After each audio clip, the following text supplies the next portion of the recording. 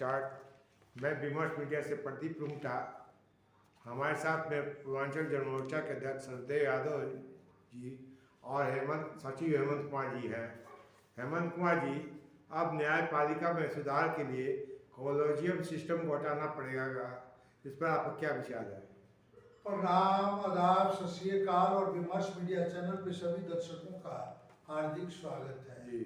और ईद के पावन अवसर पे, पावन पर्व पे जी सभी भारतवासियों और खास तौर से जी सभी मुस्लिम भाइयों को, चाहे वो देश में हो या विदेश में हो, जी उनको हार्दिक शुभकामनाएं। जी अब सवाल उठता है आपका कॉलेजियम सिस्टम का। जी और रुंगटा जी, आप जान लीजिए कॉलेजियम सिस्टम जो है जी पूरी तरह से न्यायपालिका को बर्बाद किए हुए हैं। जी वो अलग है कि बाकी जो सिस्टम भारतीय जनता पार्टी ला रही थी तो और भी खतरनाक था। जी आप देखिए कि न्यायपालिका में भाई भतीजावाद भरा हुआ है। जी समझे, बाप बेटा पोता सब जो है जज के कुर्सी को सुशोभित करता रहता है। जी और मेरे ख्याल से इस पर किसी भी सरकार का कोई ध्यान नहीं है।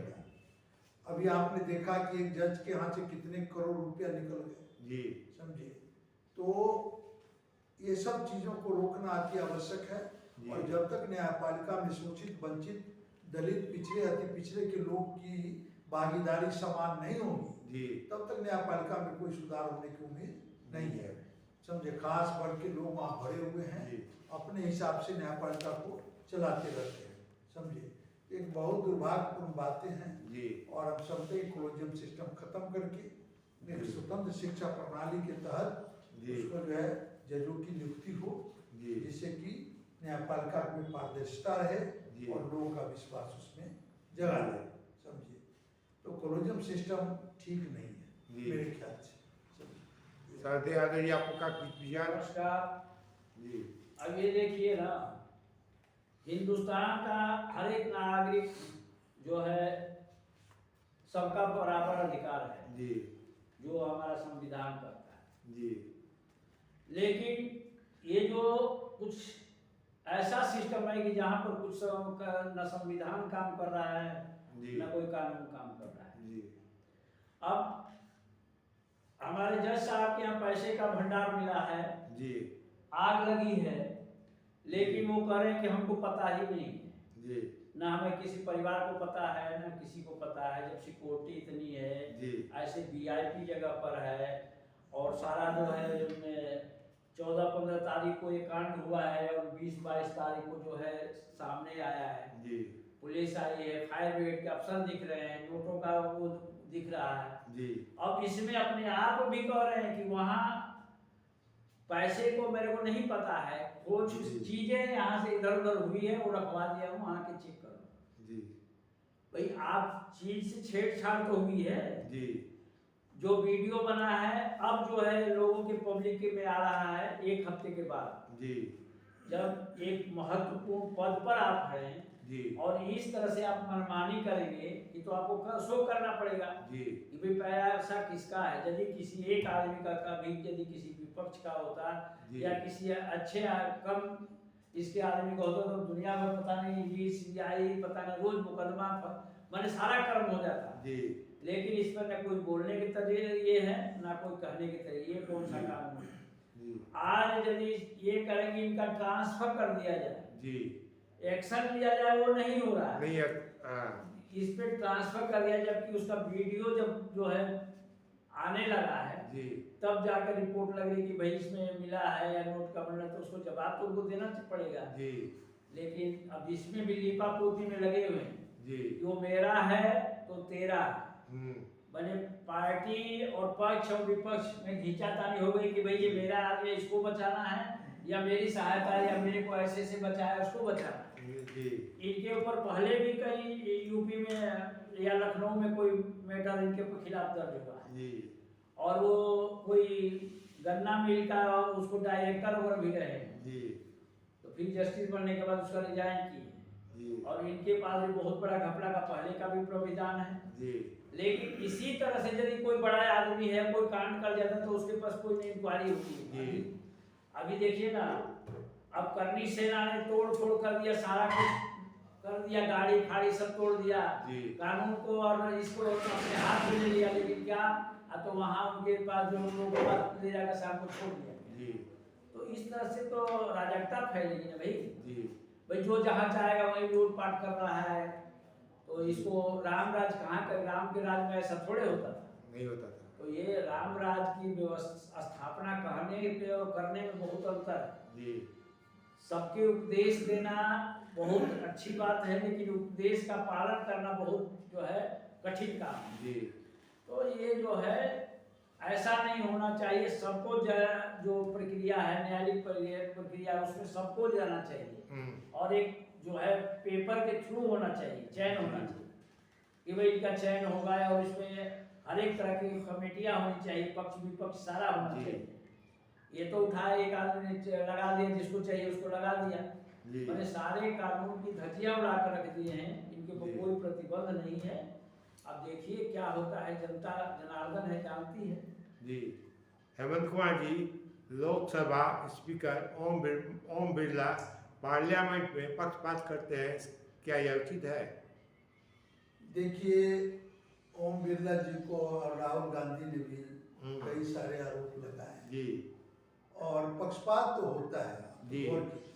राहुल गांधी का कहना है जी कि जब मैं बोलना शुरू करता हूं तो मेरी माइक जो है जी ऑफ कर दिया जाता जी है। एक होता है, एक सच्चाई भी है, जी क्योंकि जब मैं गोदी मीडिया पे डिबेट देखता हूँ जी तो कोई विपक्ष का जो प्रवक्ता है, जी यदि वो काफी प्रभावी ढंग से अपनी बात को कहता है जी और लगता है कि संदेश सीधा जनता के बीच जाएगी, जी तो क्या करता है, या तो उसका कनेक्शन खराब होने लगता है जी या कनेक्शन कुछ देर के लिए कट जाता है। जी ये अक्सर हमें देखने का मिलता है। जी तो आप गौर से देखिए, अभी 2-3 मुद्दा हुए हैं जी जिस पर राहुल गांधी ने कड़ी टिप्पणी किया है। जी एक जो लोकसभा स्पीकर हैं, क्या है, ओम बिरला, वो मोदी जी के निकट जी झुक के उनको प्रणाम करना है, इसी जी। पे इन्होंने खड़ा कर दिया। वो जी। कह रहे हैं कि हमारी संस्कृति है, जी उनके लिए संस्कृति घर में है। जी संस्कृति जब आप दफ्तर में नहीं हो तब है संस्कृति। जी आप जब लोग उसी में से एक प्रधानमंत्री बनाओ, उसी एमपी में से जी आप उसी एमपी में से आप लोकसभा स्पीकर हो, जी आपका ओहदा तो बहुत बड़ा ओहदा है, जी समझे। तो आपको इस चीज को ध्यान देना चाहिए कि विपक्ष यदि कुछ कहना चाहता है तो उसे कहने का मौका पूर्ण रूप से मिलनी चाहिए। जी लेकिन जनरली आज ये सब चीजें नहीं हो रही है, जी जो बहुत दुर्भाग्यपूर्ण है। जी सरदे यादव जी, इस पर कुछ विचार? देखिए,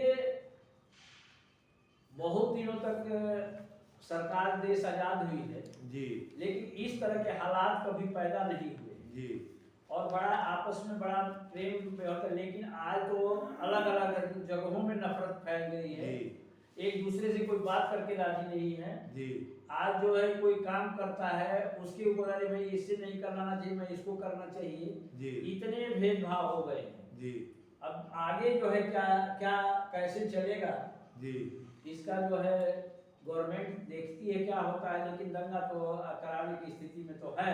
जी लेकिन जनता भी जान रही है। अब ये देखिए, संभल में जी दुनिया का फोर्स और दुनिया की बात जी। सारा कुछ करने के बावजूद शांति से हो गया।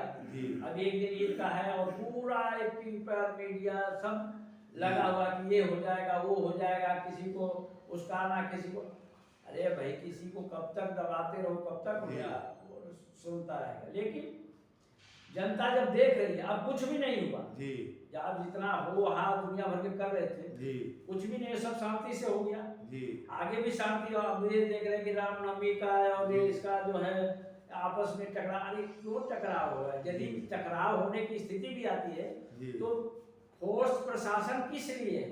जी और इस तरह नहीं है कि पहले कोई जितने भी सरकार या मुख्यमंत्री थे वो छोड़ दिए थे कि गुंडागर्दी रोड पर खतरेआम होता था, सब बैठ के तमाशा देखते थे, जी और आप जो है इतने बड़े देशभक्तों को उसको कंट्रोल करके रखे हैं। जी ऐसा कुछ तो है नहीं। जी लेकिन जो अफवाहें फैल रही है, आज की जो नई पीढ़ियां जनरेशन है जी उनके अंदर जो है एक तरह का मानसिकता जो है उनको फैलाई जा रही है कि वो जो है हिंसक रूप न ले रहे हैं, जी और आगे की जिसकी जनरेशन खराब हो जाएगी जी तो आप कितना भी धन कितना भी पैसा रखेंगे जी सब खत्म है। जी इसीलिए जो आगे की पीढ़ियां आ रही, जो आगे हम क्या समाज को दे रहे हैं, जी इसके बारे में सोचना चाहिए। जी और ये तो सबका इतिहास लिखा जा रहा है, जी चाहे जो जो किया है जी वो सबका इतिहास लिखा जाएगा और आगे भी लिखा जाएगा। जी ये नहीं कि मेरा इतिहास नहीं लिखा जाएगा, मेरा स्वर्ण अक्षरों में लिखा जाएगा, ये सब नहीं। जी जनता किसी को बकसती नहीं है, सबके जी। बारे में जो है कहती है, इतिहासकार भी उसको लिखिएगा, जी चाहे कोई अच्छा होगा तो अच्छा, जो बुरा होगा बुरा। जी ये तो सब दिन एक समान नहीं होता है जी भाई, सब दिन एक समान होता तो पहले सूर्य दिन रात और कैसे बदलता। जी तो इसीलिए आपस में मिलकर जुलकर के देश के हित के बारे में सोचना जी चाहिए और शांति अमन चैन की बात करना चाहिए। जी। जय हिंद जय भारत। नमस्कार, बहुत बहुत धन्यवाद।